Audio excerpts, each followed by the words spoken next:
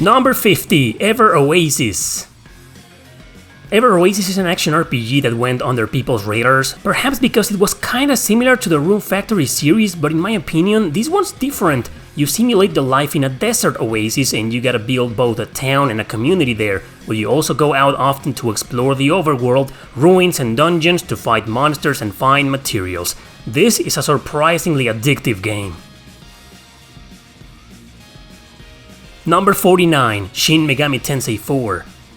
The first SMT ever on the 3DS, back with a different formula. This time a mature cast awaited the player, but in a quest-driven adventure. It is story-focused, but it also revolves around doing side quests often. I guess it's fine to give you a better excuse to grind in this hardcore adventure. And by the way, the music here is among the best in the series. Number 48, Kingdom Hearts Dream Drop Distance.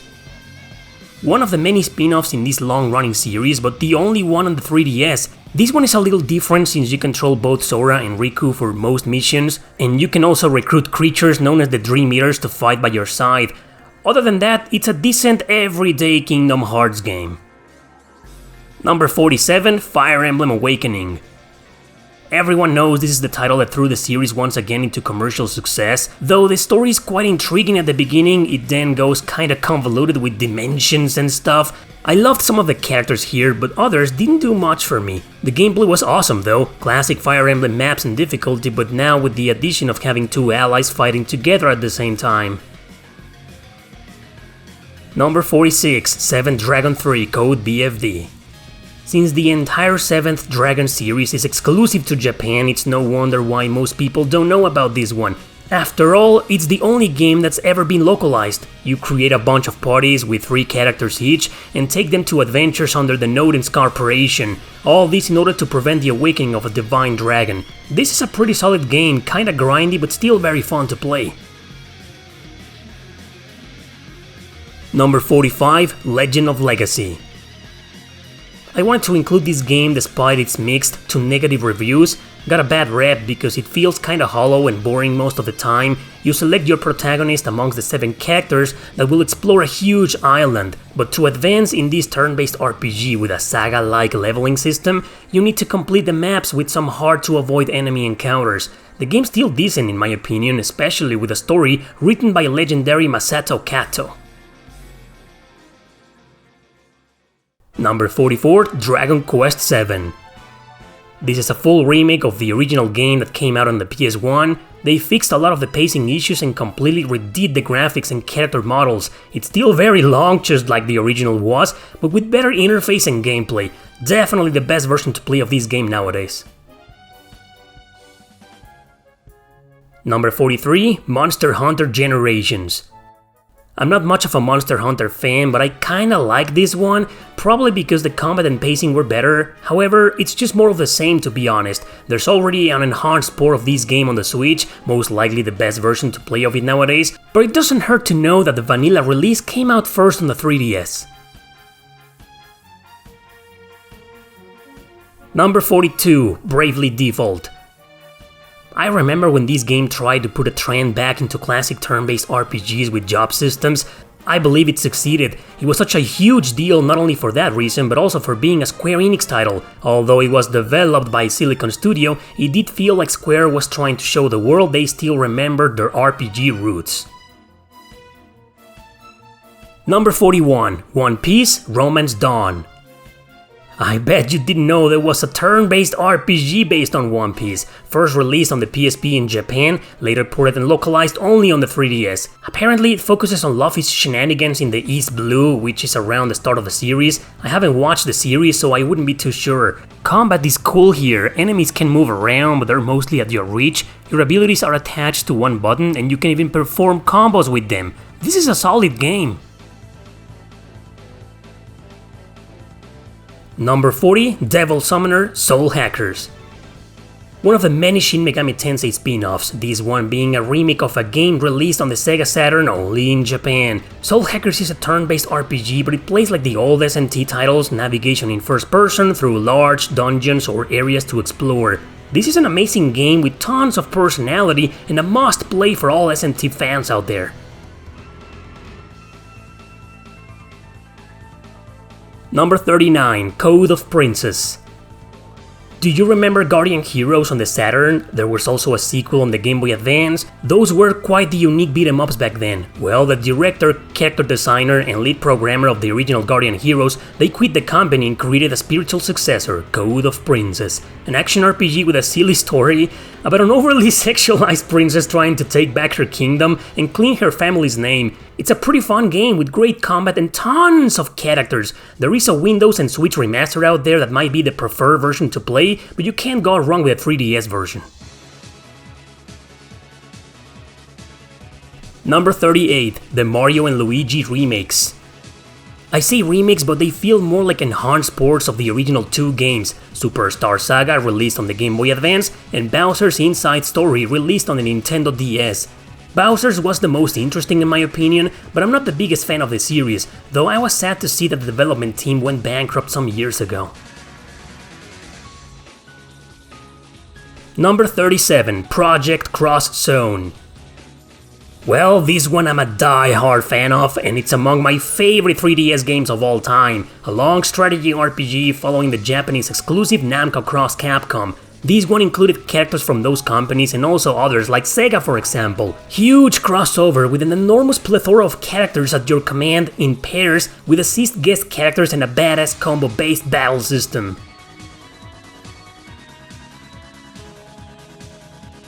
Number 36, Persona Q, Shadow of the Labyrinth.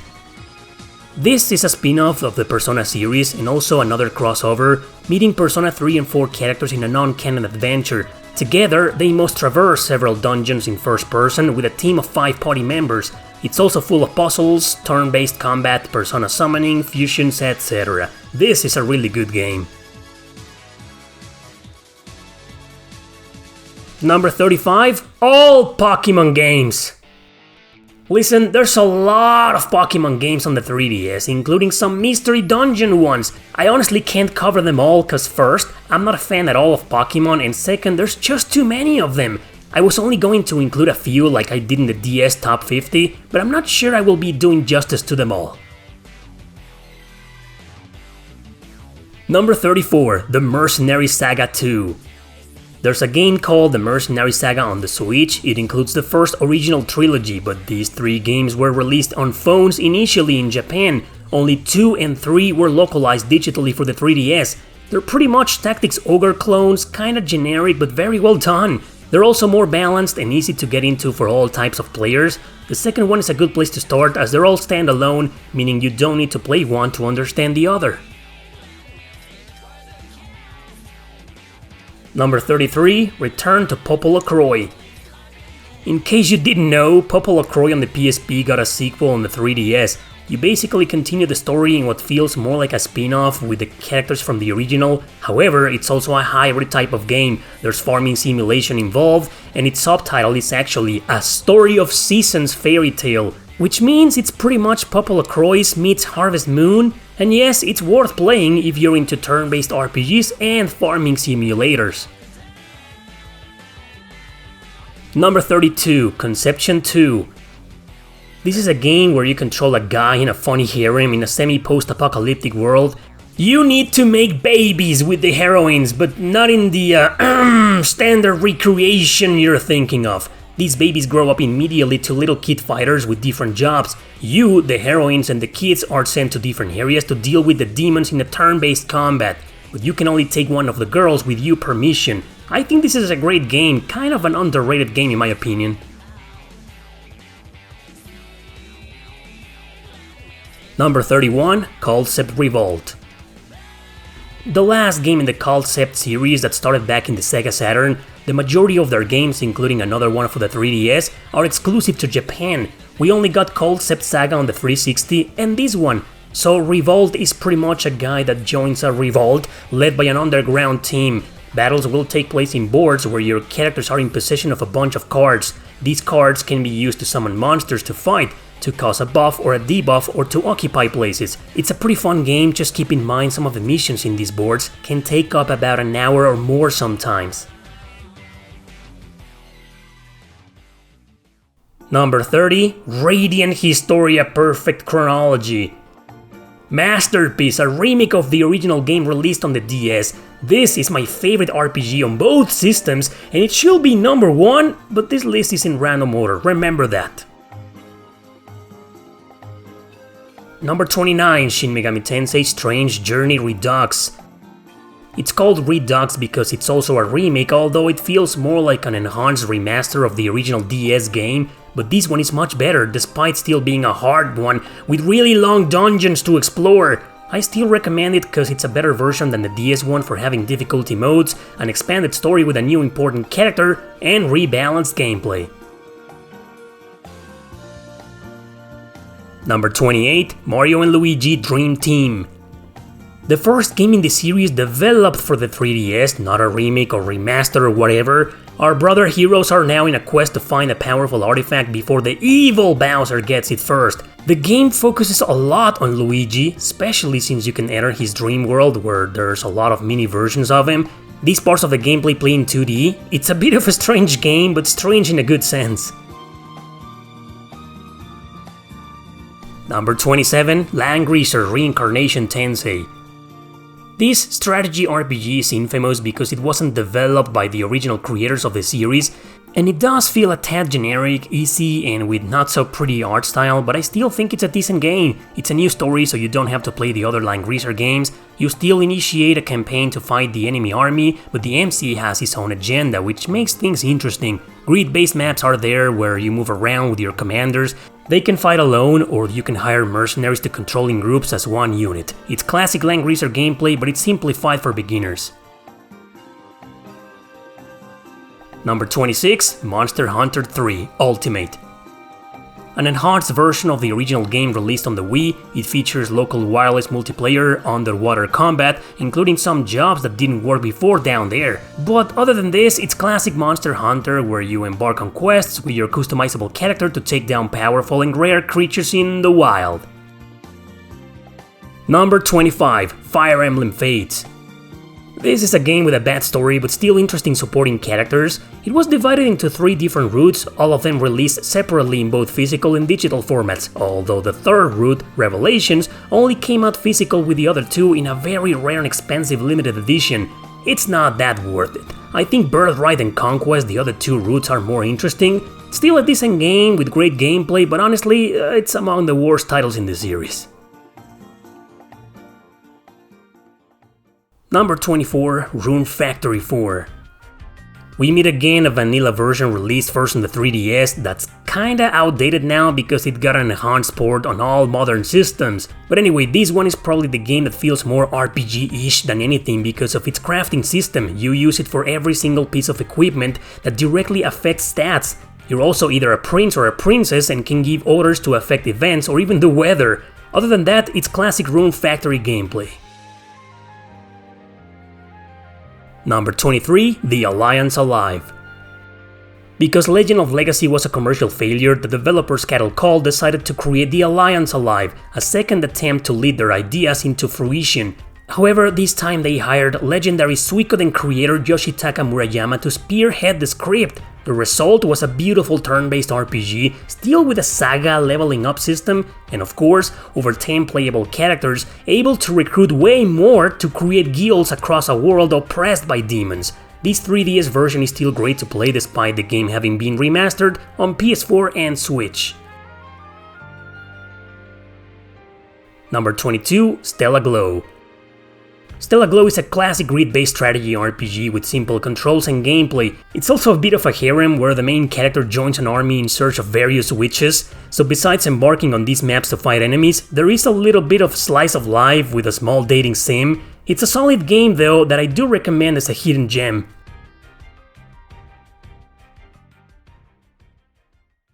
Number 21, Final Fantasy Explorers.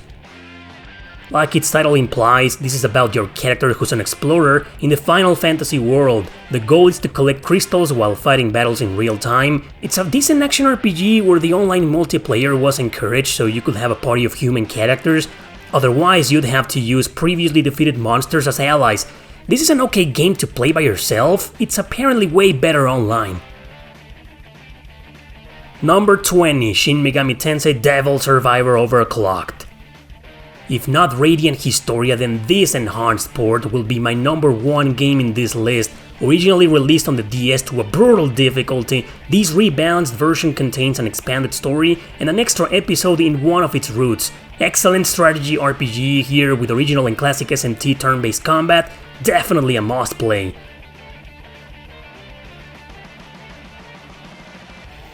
Number 19, Devil Survivor 2. The sequel has nothing to do with the first one in terms of story. There were more cliches and dumb characters this time, but the main plot was still genius writing. Gameplay is the same, still as addictive as its masterful predecessor. Definitely another must play. Number 18, Fantasy Life. This is one of the biggest RPGs on the 3DS. It's a massive open world and job simulator mixed with fantasy action RPG. It was developed by Level 5, where players can choose between 12 different jobs and customize their characters. You can do everything in this game, focusing even on building and expanding your own house. It's kind of overwhelming, but it can also be kind of addictive. Check it out if you can. Number 17, all Yokai Watch games. Speaking about Level 5, they liked Pokemon so much that apparently they wanted to create their own clones. The result was a series that actually started right here on the 3DS. I only played the first one, about hunting down ghosts around the village and having them fight in turn-based battles. I liked it, but I'm not a fan of cute monster collecting games, so I'm giving this place to all Yokai Watch games released on the 3DS. Number 16, Mario & Luigi Paper Jam. The last game Alpha Team made in this series that's not a remake. Paper Jam kinda combines with Paper Mario, hence its name. You will control Mario and Luigi in their regular versions but also in their paper versions. In fact, it's literally a crossover because Luigi one day opens a magic book of the Paper Mario universe and both worlds get mixed. It's pretty fun and it might be among the best in the series. Number 15, Lord of Magna Made in Heaven.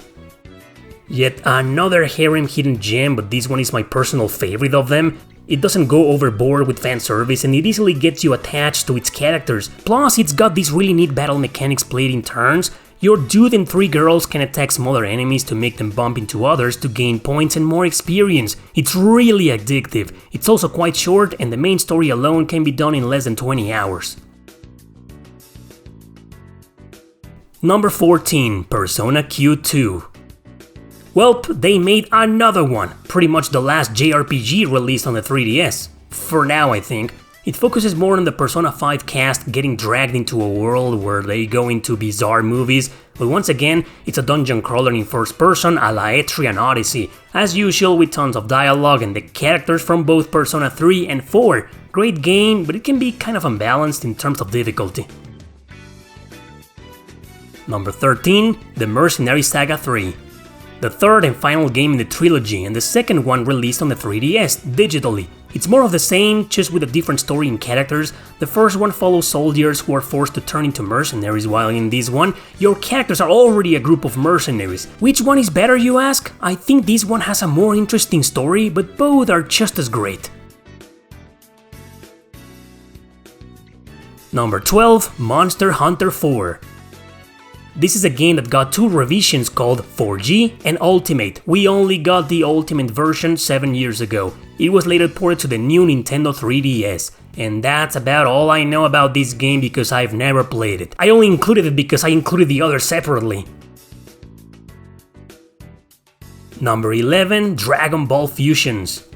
This is a very weird and unique game. It's a turn-based RPG, however, it focuses almost entirely on fusing characters galore, especially since you can customize your protagonist. So the goal is to create teams to fight against other teams, and that's it.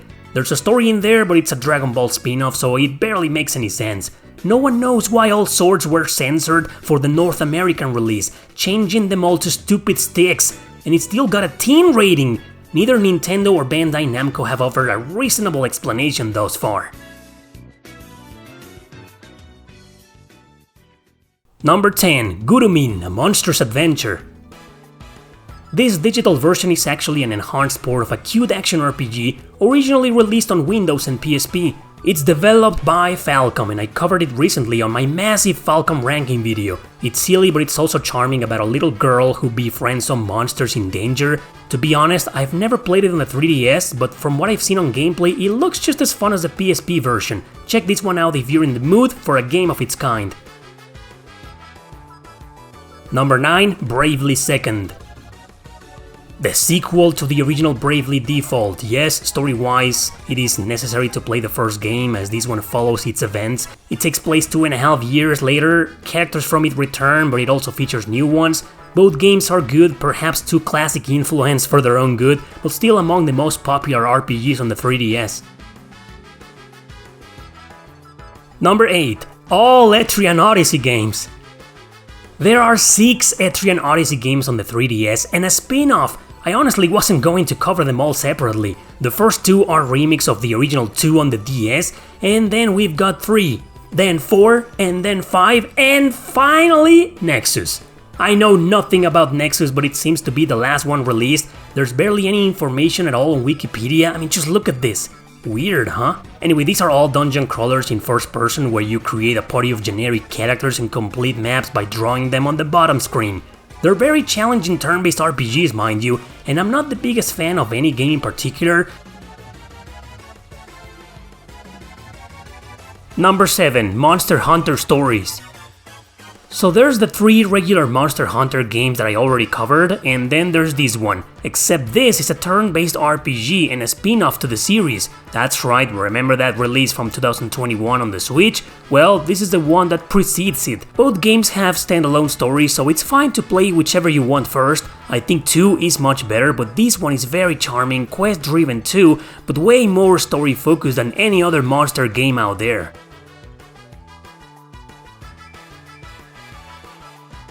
Number 6, Dragon Quest VIII. It's a portable port ported to a portable system. Yeah.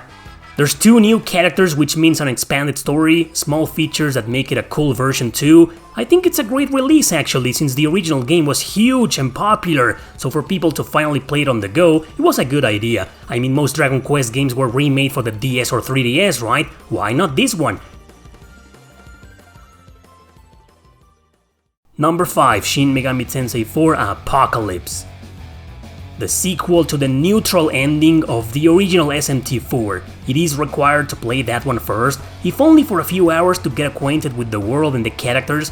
Apocalypse, however, focuses on a brand new cast of hunters who fight underground against both demons and angels alike. It is, after all, the apocalypse. No quests are forced on you, thankfully, so in terms of gameplay, I think it's a much better game than 4. This is a must-play masterpiece. Number 4, Fire Emblem Echoes. Echoes is a full remake of the very old Famicom release called Gaiden. You play as both Alm and Celica, childhood friends dragged in the middle of a war. You do this simultaneously, changing between both protagonists and their respective parties. This remake included third-person exploration of ruins and dungeons with enemy encounters in small map battles. Pretty much to give you a better excuse for grinding. It works wonders in my opinion. I really like this game and I do recommend it to Fire Emblem fans and beginners as well. Number 3, Tales of the Abyss. Another weird case of a PS2 game getting a port to a portable Nintendo system. While still a great game, the port was kinda lazy because it barely added anything new to it, so both versions are equally great, available for a decent price for now. I guess if you have a 3DS and wanna play this game on the go, then this version is for you, otherwise stick to the original. Number 2, Project Cross Zone 2. A masterful sequel to my beloved strategy RPG. Most of the same characters come back, except the protagonists. This one focuses once again in the main characters of Namco Cross Capcom, Reiji and Xiao Mu. I love them, so I had no problem with that. Obviously new characters from other games are added, even from Fire Emblem this time. This is a shorter game as opposed to the other because the number of combos during battle were reduced. Most people prefer it that way, I guess, but I think I like the original number of combos from before. Either way, this is an excellent game as well. Number 1, Xenoblade Chronicles. Well, the new 3DS only got one JRPG, and that is the port of the original Wii game Xenoblade Chronicles. I don't have a new 3DS and I've never played this version. The one that I loved and finished was the Switch remake. There's an interesting story about this port on Wikipedia that I suggest reading. Apparently this release was a big deal, pretty much exploiting the capabilities of the new 3DS hardware. All in all, this is a well-respected game no matter the platform it's on.